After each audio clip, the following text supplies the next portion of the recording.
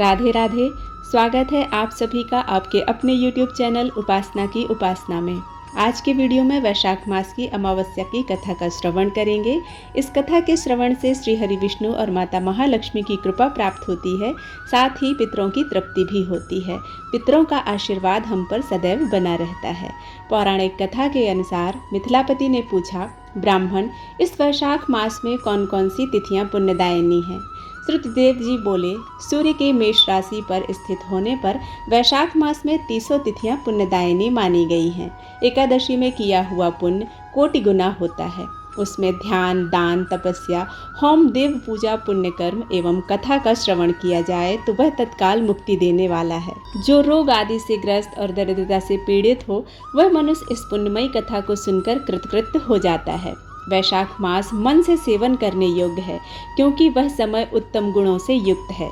दरिद्र, धनाढ्य, पंगु, अंधा, नपुंसक, विधवा, साधारण स्त्री, पुरुष, बालक, युवा, वृद्ध तथा रोग से पीड़ित मनुष्य ही क्यों ना हो, वैशाख मास का धर्म सबके लिए अत्यंत सुख साध्य होता है। परम पुण्यमय वैशाख मास में जब सूर्य मेष राशि में स्थित हो, तब पापनाशनी अमावस्या कोटि गया के समान फल देने वाली होती है। राजन, जब पृथ्वी पर राजर्षि सावर्णी का शासन था, उस समय 30वें कलयुग के अंत में सभी धर्मों का लोप हो चुका था। उसी समय अनर्त देश में धर्मवर्ण नाम के विख्यात ब्राह्मण थे। मुनिवर धर्मवर्ण ने उस कलयुग में ही किसी समय महात्मा मुनियों के सत्याग में सम्मिलित होने के लिए पुष्कर क्षेत्र की यात्रा की। वहाँ कुछ व्रतधारी महर्षियों ने कलयुग की प्रशंसा करते हुए इस प्रकार कहा था, सतयुग में भगवान विष्णु को संतुष्ट करने वाला जो पुण्य 1 वर्ष में साध्य है, वही त्रेता में 1 मास में और द्वापर में 15 दिनों में साध्य होता है। परंतु कलयुग में भगवान विष्णु का स्मरण कर लेने से ही उससे 10 गुना पुण्य प्राप्त होता है। कलयुग में बहुत थोड़ा भी पुण्य कोटि गुना होता है। जो एक बार भी भगवान का नाम लेकर दयादान करता है और दुर्भिक्ष में अन्न देता है, वह निश्चित ही ऊर्ध्वलोक में गमन करता है। यह सुनकर देवर्षि नारद हंसते हुए उन्मत्त के समान नृत्य करने लगे। सभासदों ने पूछा, नारद जी, यह क्या बात है? तब बुद्धिमान नारद जी ने हंसते हुए उन सबको उत्तर दिया, आप लोगों का कथन सत्य है। इसमें संदेह नहीं कि कलयुग में स्वल्प कर्म से भी महान पुण्य का साधन किया जाता है। तब क्लेशों का नाश करने वाले भगवान केशव स्मरण मात्र से ही प्रसन्न हो जाते हैं। तथापि मैं आप लोगों से यह कहता हूँ कि कलयुग में ये 2 बातें दुर्घट हैं।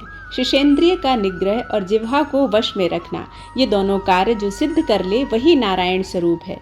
अतः कलयुग में आपको यहाँ नहीं ठहरना चाहिए। नारद जी की यह बात सुनकर उत्तम व्रत का पालन करने वाले महर्षि सहसा यज्ञ को समाप्त करके सुखपूर्वक चले गए। धर्मवर्ण ने भी वह बात सुनकर भूलोक को त्याग देने का विचार किया।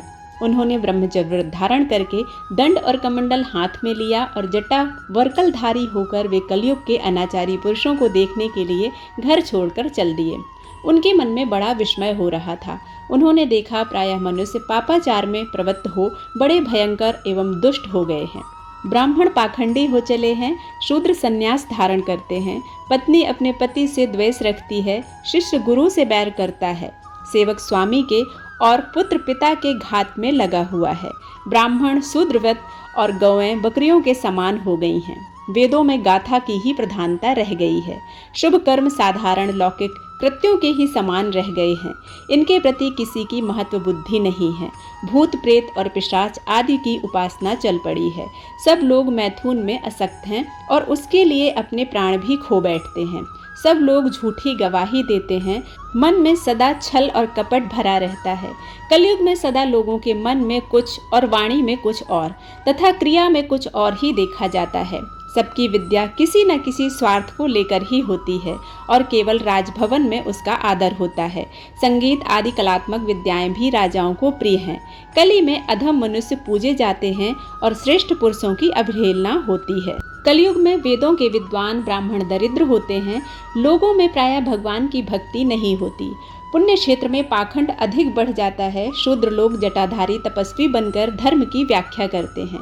सभी मनुष्य अल्पायु, दयाहीन और शठ होते हैं। कलयुग में प्रायः सभी धर्म के विख्याता बन जाते हैं और दूसरों से कुछ लेने में ही उत्सव मनाते हैं। अपनी पूजा कराना चाहते हैं और व्यर्थ ही दूसरों की निंदा करते हैं। अपने घर आने पर सभी अपने स्वामी के दोषों की चर्चा में तत्पर रहते हैं। कलयुग में लोग साधुओं को नहीं जानते, पापियों को ही बहुत आदर देते हैं। दुराग्रही लोग इतने दुराग्रही होते हैं कि साधु पुरुषों के एक दोष का भी ढिंढोरा पीटते हैं और पापात्माओं के दोष समूहों को भी गुण बताते हैं। कलयुग में गुणहीन मनुष्य दूसरों के गुण न देखकर अपने दोष ही ग्रहण करते हैं। जैसे पानी में रहने वाली जोंक प्राणियों के रक्त पीती है और जल नहीं पीती, उसी प्रकार जोंक के धर्म में संयुक्त हो मनुष्य दूसरे का रक्त चूसते हैं। औषधि शक्तिहीन होती है, ऋतुओं में उलटफेर होता है, सब राष्ट्रों में अकाल पड़ता है, कन्या युग समय में संतानोत्पत्ति नहीं करती। लोग नट और नर्तकी की विद्याओं से विशेष प्रेम करते हैं। जो वेद वेदांत की विद्याओं में तत्पर और अधिक गुणवान हैं, उन्हें अज्ञानी मनुष्य सेवक की दृष्टि से देखते हैं। वे सब के सब भ्रष्ट होते हैं। कलयुग में प्रायः लोग श्राद्ध कर्म का त्याग कर देते हैं, वैदिक कर्मों को छोड़ बैठते हैं, प्रायः जिह्वा पर भगवान विष्णु का नाम भी नहीं लाते।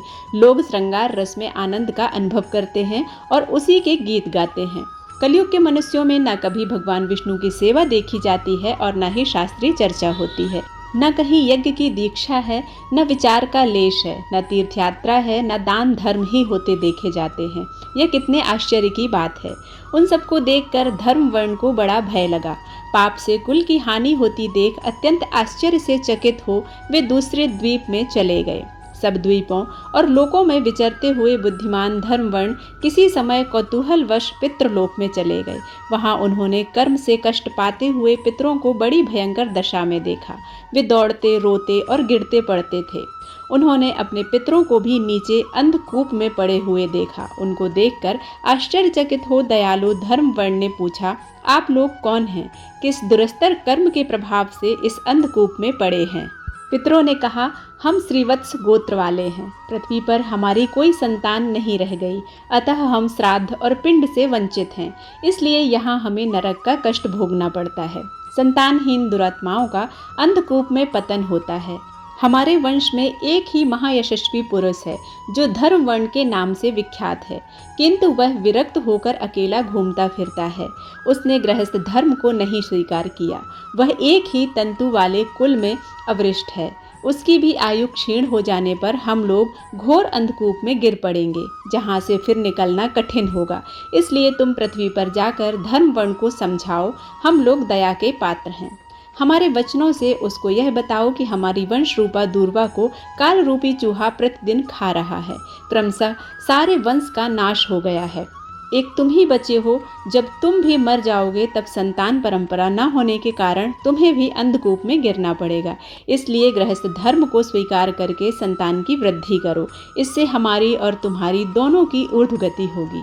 यदि एक भी पुत्र वैशाख, माघ अथवा कार्तिक मास में हमारे उद्देश्य से स्नान, श्राद्ध और दान करेगा तो उससे हम लोगों की ऊर्ध्वगति होगी और नरक से उद्धार हो जाएगा।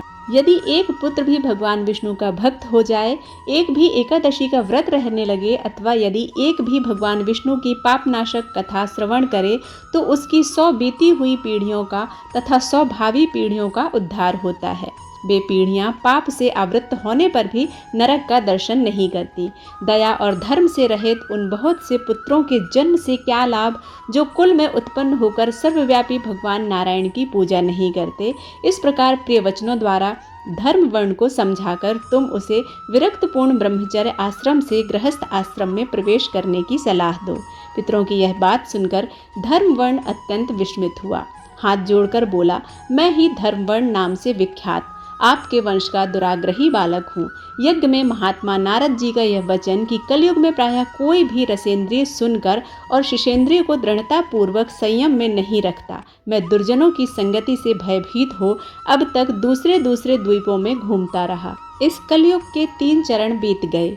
अंतिम चरण में भी 3.5 भाग व्यतीत हो चुके हैं। मेरा जन्म व्यर्थ बीता है, क्योंकि जिस कुल में मैंने जन्म लिया उसमें माता पिता के ऋण को भी मैंने नहीं चुकाया।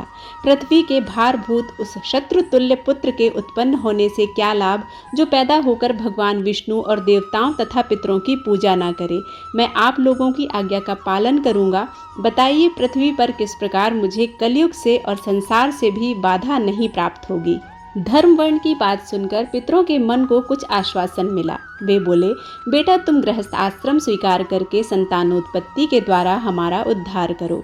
जो भगवान विष्णु की कथा में अनुरक्त होते हैं, निरंतर श्री हरि का स्मरण करते और सदाचार के पालन में तत्पर रहते हैं, उन्हें कलयुग बाधा नहीं पहुंचाता।